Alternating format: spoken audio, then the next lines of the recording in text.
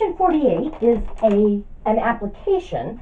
So we're given a verbal description of a situation, and we're going to have to come up with our own system of equations and then solve it. So we're told that we've got a rectangular sign. Okay, so I'm just going to draw a picture. We've got something in the shape of a rectangle. Okay, and it has a perimeter of 72 feet. Remember, the perimeter is just the distance all the way around, so it would be the sum of the four side lengths. And it has an area of 320 square feet. And we're asked to find the dimensions.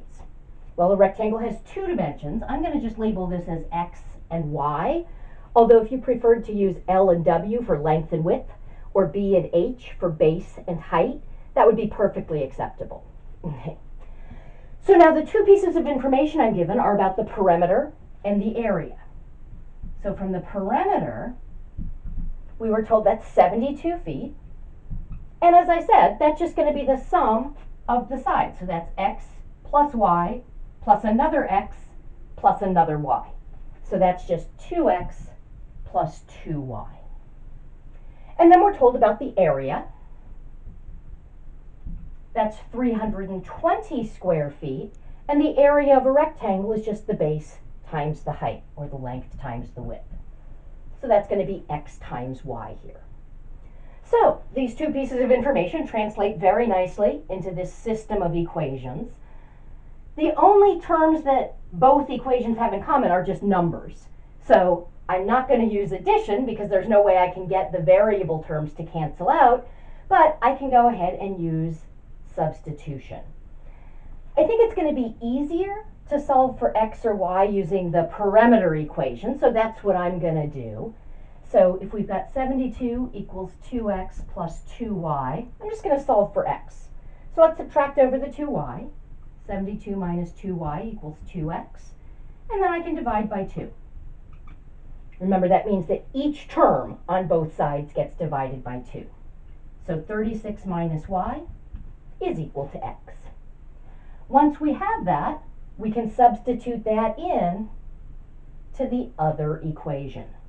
So I'm going to get 320 is 36 minus y times y.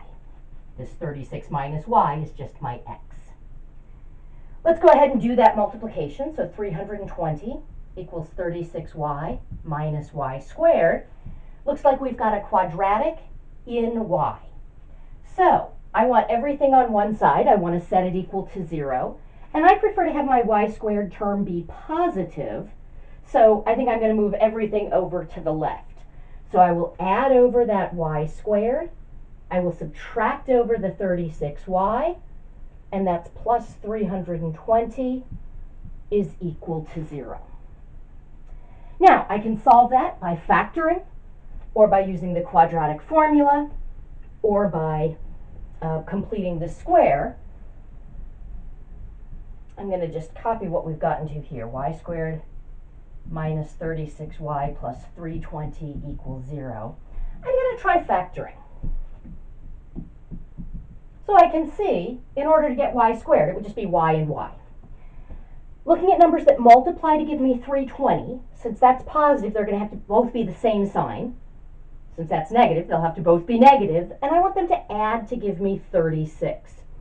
Now, 320 is kind of a big number, okay, but I can create a list of pairs of numbers that multiply to give me 320 fairly quickly.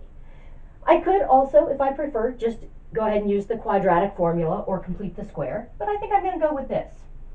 So 1 and 320, 2 goes in, that would be 160 times. 3 doesn't work, but 4 goes in 80 times. 5 would go in 64 times. And I'm always looking at the sum of these numbers. I want to stop when I hit a pair that add up to 36. Okay. 6 doesn't work. 7 doesn't work. 8 and 40 work. Okay. 9 doesn't work, but 10 does. So I've got 10 and 32. Okay. 11 doesn't work. 12 doesn't work. And I don't have to check that because 3 didn't work. And 3 divides evenly into 12. So if 3 doesn't divide evenly into 320, no multiple of 3 could. Okay. So 12 doesn't work, 13 doesn't work, 14 doesn't work, 15 doesn't work because 3 goes into 15, 16, and 20. And those add to give me 36. So it is kind of a big number. Takes a little while to list those factors, but not the end of the world. So this would be y minus 16 times y minus 20 is equal to 0. Okay, so that means either y minus 16 equals 0 or y minus 20 is equal to 0. So either y equals 16 or y equals 20. Now, once I have my y value, I want to find my x value. And we had solved for x previously. We had gotten that x was equal to 36 minus y. Yes. So, if y is equal to 16, x would equal 36 minus 16, which would be 20.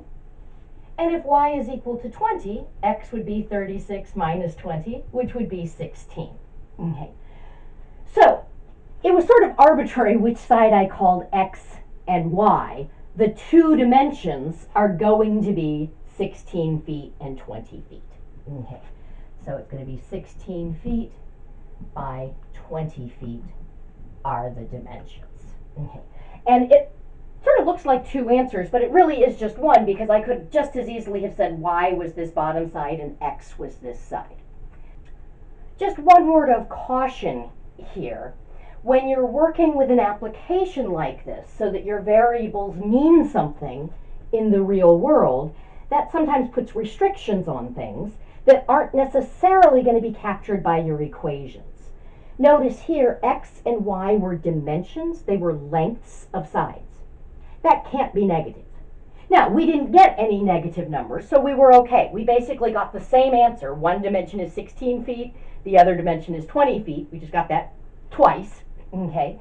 But if you're solving something where you're finding a dimension which can't be negative, and you were to get a negative answer, that would be an extraneous solution. So you always want to make sure when you're solving an application problem that the answer that you give makes sense in the context of the problem. Could I have a rectangular sign with these dimensions? Absolutely. That makes sense, and that is the answer.